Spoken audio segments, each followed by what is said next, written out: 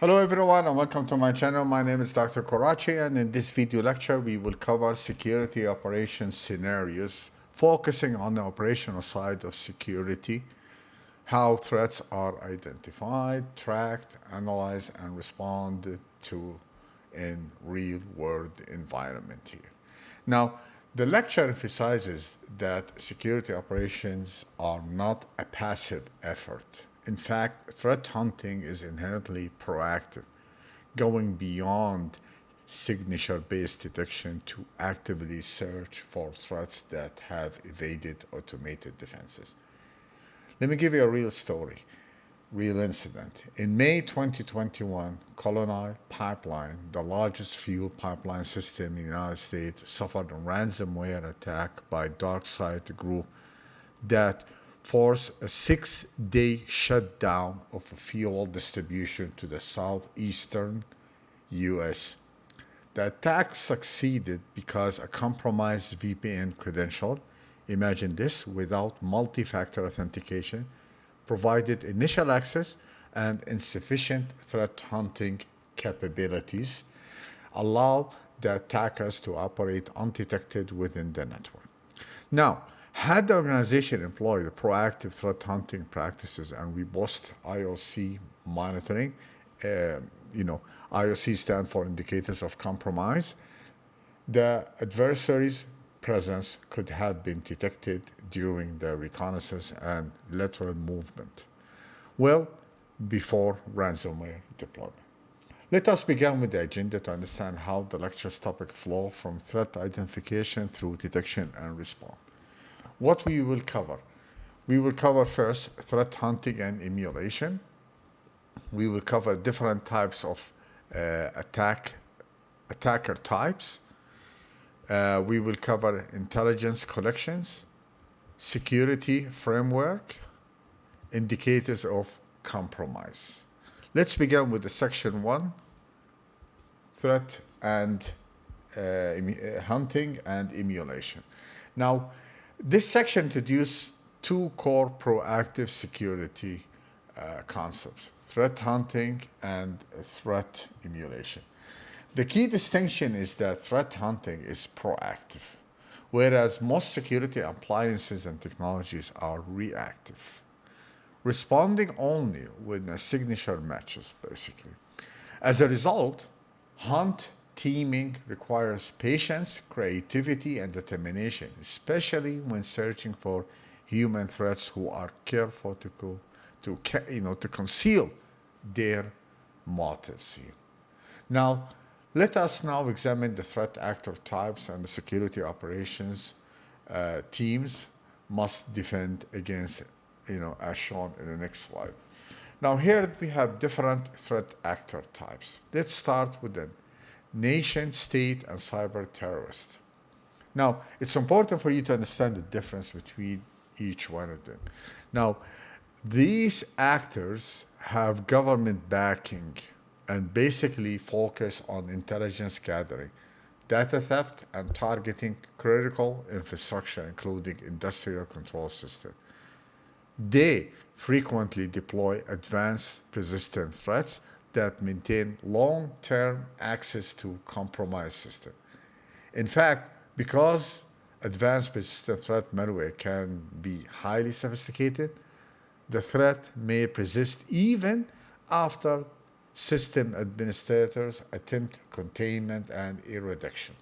A good example is Stuxnet, Shady Rat, GhostNet, and more. The second one is disgruntled employees. These insiders' threat is especially dangerous because the insider already holds considerable trust within the organization system. Specifically, they know internal policies, are familiar with the organization structure, technologies, are aware of the business processes, and most important, they have network access as a trusted employee. As a result, proper human resources processes and strong operational controls are the primary mitigation.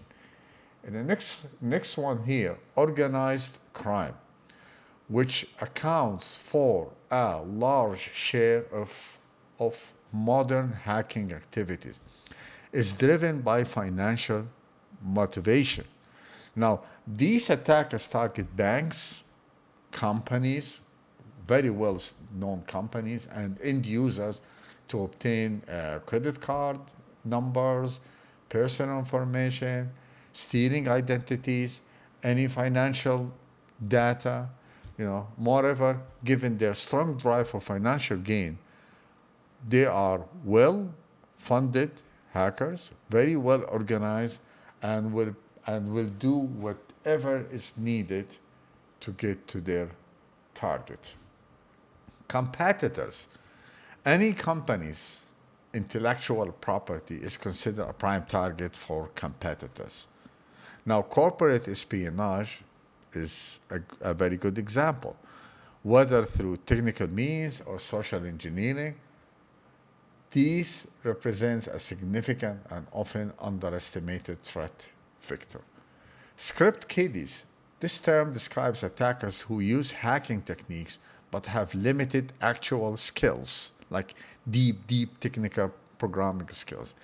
They rely almost entirely on automated tools downloaded from the internet and typically seek convenient targets of opportunity with little understanding of how their attacks actually work. In other words, they have no idea how the tool works from inside. Hacktivists, these individuals hack for a political or social cause. Groups like the Anonymous and others, have been closely identified with this movement, conducting attacks to make a political statement or expose perceived injustice. Supply chain, the last one, rather than attacking a target directly, adversaries basically focus on disrupting or compromising an upstream or downstream partner. This affects the target company's operations through a dependency that cannot directly control. There is a little in the way of technical controls to mitigate supply chain attacks. These include knowing your suppliers, conducting risk assessment, third-party testings, regular patching, strong password, and MFA are needed to secure the relation and the communication and the system with the supply chain access. Now, note that there is a key differentiator over here. What sets actors apart is capability, time, and money. Nation state and criminal hackers treat threatening your environment as their full-time job. Your defense must be equally persistent. Now, in section 2, we cover threat intelligence collection methods here. Okay, and basically it's divided into two parts: the open source intelligence and the human intelligence. Let's start with the open source intelligence. Now, before we get in, you need to understand that open source intelligence covers several concepts, starting with the social media here. Now, social media provides a treasure trove of open source information for attackers. Visiting employees' personal social pages reveal their interest, passion, political interest, and even their thoughts about their employers. Therefore, the opportunity for social engineer to exploit this information is so huge, so big. Now, dark web and deep web. Now, are portions of the internet that are not indexed or searchable by conventional search engines. They should be treated as another source of information. Okay. Now, the dark web,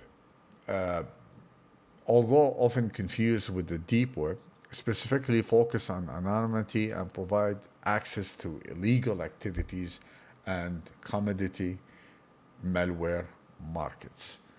Whose provides technical contact and domain registration information that reveal organizational structure and hosting relationships. For attackers, this is a straightforward first step in reconnaissance.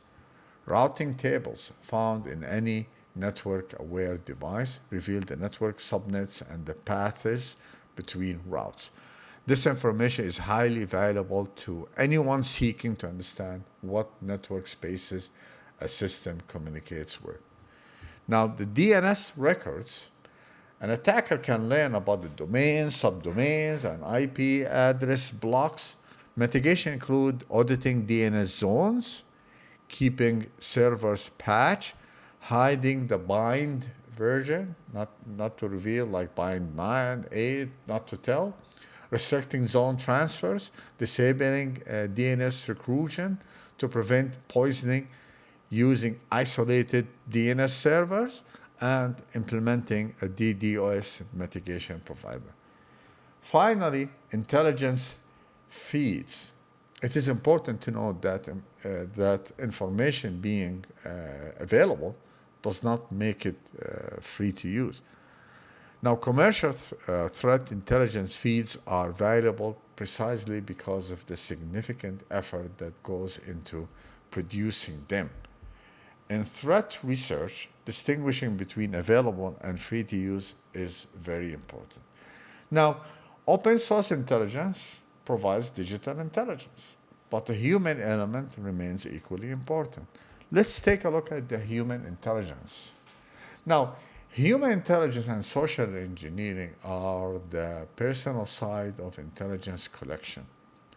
While the open source intelligence might involve dumpster diving, scoring social media, human intelligence involves building genuine rapport and leveraging it to obtain information or access.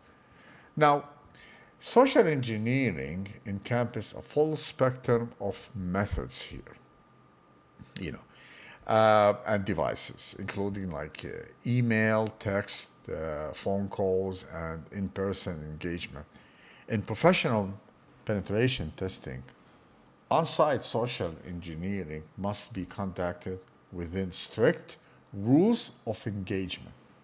Specifically, access is gained only through employee interaction, not through physical tools like lockpicks. Moreover, the ethical imperative is to never put someone in a position of embarrassment or make them feel more vulnerable afterward when doing social engineering testing. The ultimate goal is to build social awareness and educate the team. In fact, if in July 2020, attackers used social engineering, phone-based phishing, to manipulate Twitter employees into providing access to internal admin tools. The attackers then hijacked high-profile accounts, including Barack Obama, Elon Musk, and Apple, and more, to promote a Bitcoin scam, collecting over $100,000 in cryptocurrency.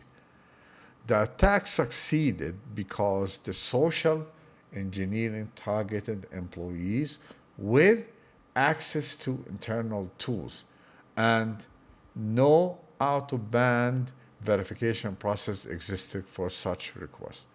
The human intelligence principles on this slide, particularly the emphasis on harmony building as an attack technique and the need for social awareness training, directly address the type of social engineering that enabled this breach. Now, understanding how intelligence is collected leads naturally to the frameworks that organize this knowledge into actionable models. Let's take a look at the three major security frameworks.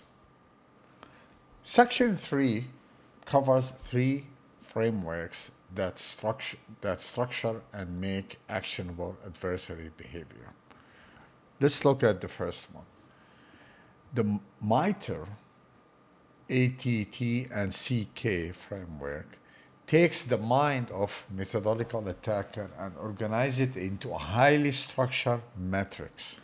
The MITRE, it's not for profit, by the way, a research organization, also behind the CVE.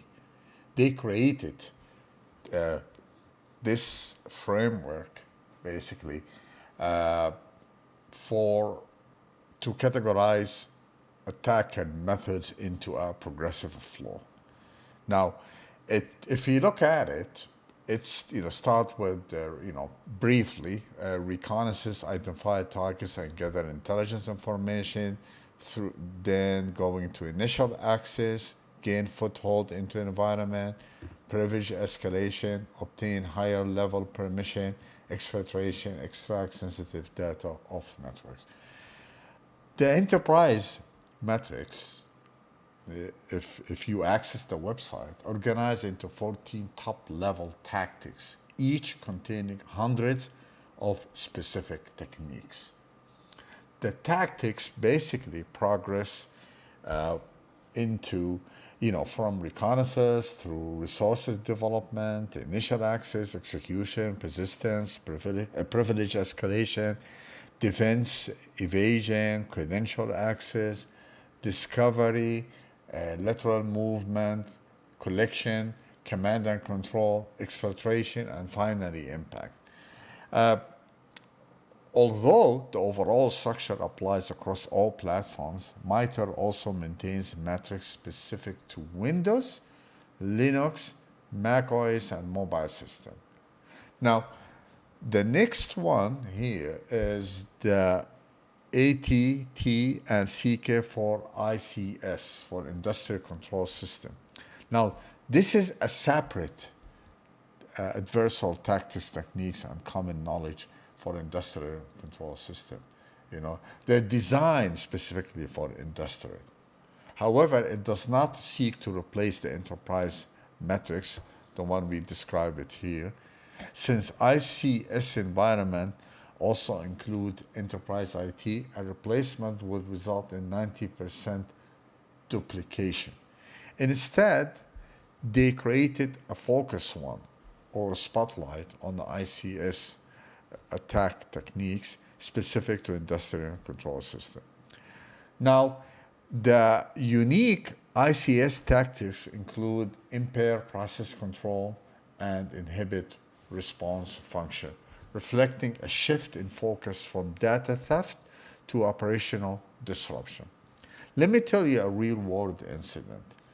Going back to Stuxnet, back in 2010, the attack perfectly illustrates why adversarial tactics, techniques, and common knowledge for industrial control system exists as a separate matrix. The tactics use impair process control to damage the cooling system in Iran nuclear facility.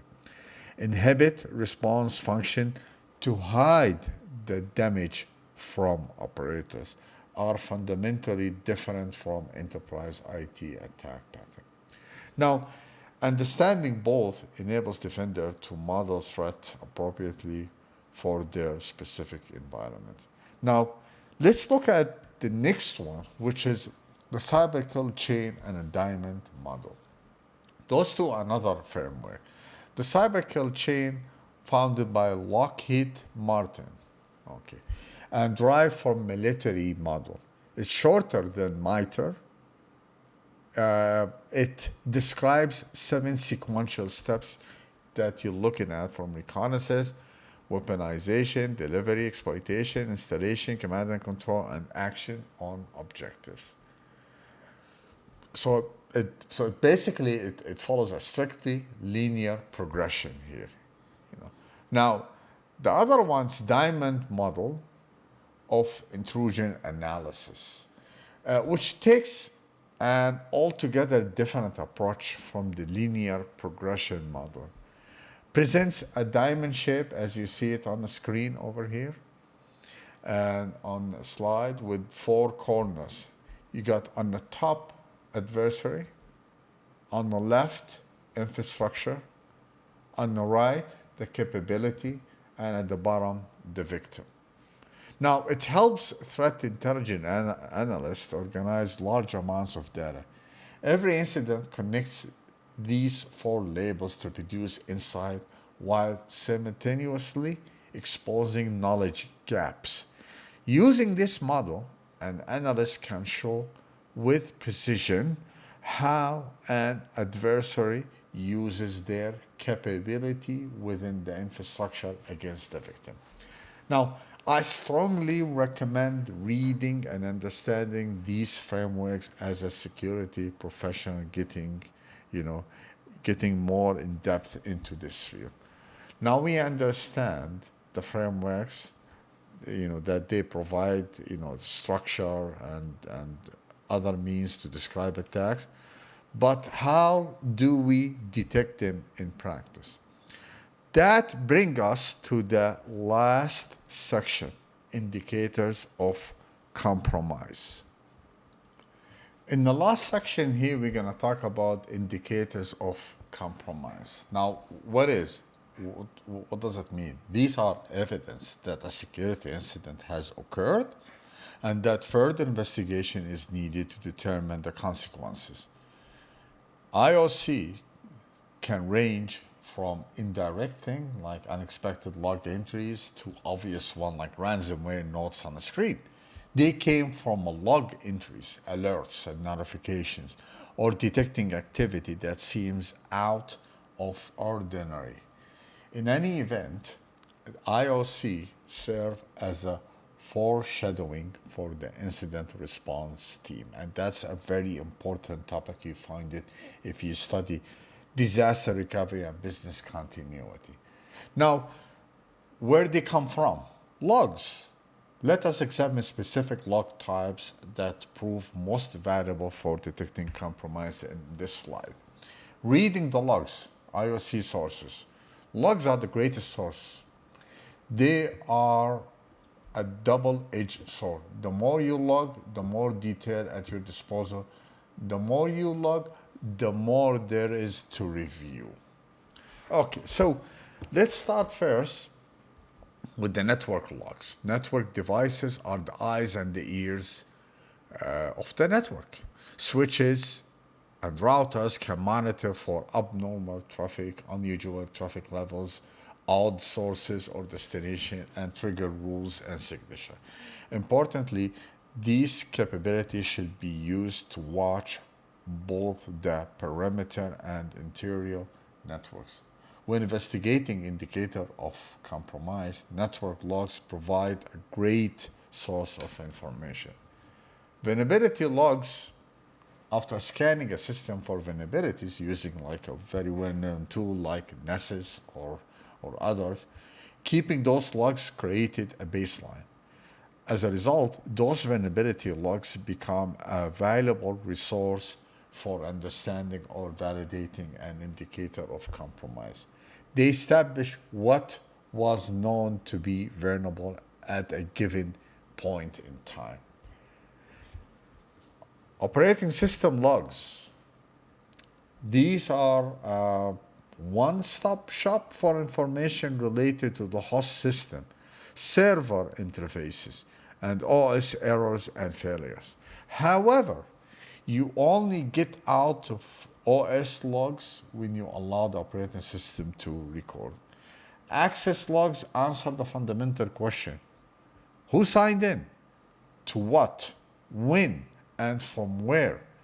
Depending on whether sufficient logging is configured, an access log can either confirm suspicious or instill doubt during investigation. NetFlow logs, that's a Cisco protocol, by the way. Cisco created the NetFlow to collect statistics on IP traffic as it travels through the network. Now, it has something called NetFlow Collector, which it receives packets from router interfaces and analysis tools, and basically it also contains analysis tools to create visualization for all data like a dashboard. There are other of course, tools that does the same work here. They are very useful for DDoS investigation. Finally, threat intelligence feeds. External threat intelligence source provide IOC indicators, including like file signature, log patterns, and other evidence left behind by attackers. These telltale signs indicate that an attack has taken place and guide further investigation. Now we understand that logs provide raw data, but automated systems are needed to process it at the scale. So here we know that there is IDS, IPS, IDP, and they have different techniques like signature-based, anomaly-based, and protocol-based. And that's something we discussed in the first lecture, so you can refer to the previous video for it called Security Architecture. Now, let's summarize the things we discussed so far in this video lecture. Hunt proactively. Threat hunting goes beyond signature and alerts. It requires perseverance, creativity, and active searching for threats that automate tools miss. Know your enemy, from nation states to insider threats. You need to understand the actor types, their motivations, and resources shapes a more effective defense strategy. This is how you able to design better defense. Intelligence is a dual use. Both defenders and attackers use OS intelligence and human intelligence. The same tool that enable reconnaissance also power defensive threat intelligence program. Framework model attacks. We cover quite a bit of framework. Please make sure to review them carefully, understand them deeply, become familiar with it. Logs are your lifeline. Network, vulnerability, OS, access, and netflow logs are the primary IOC sources. More logging equal more visibility, but also more to review and learn about it. Now, the evolution of IDS to IPS to IDP as discussed in the previous video lecture. Now, this chapter covers operational foundation of security. And I hope you find it useful, enjoyable. And thank you so much for listening to this video lecture. If you like it, hit the like button and subscribe for more videos. Again, thank you so much for listening.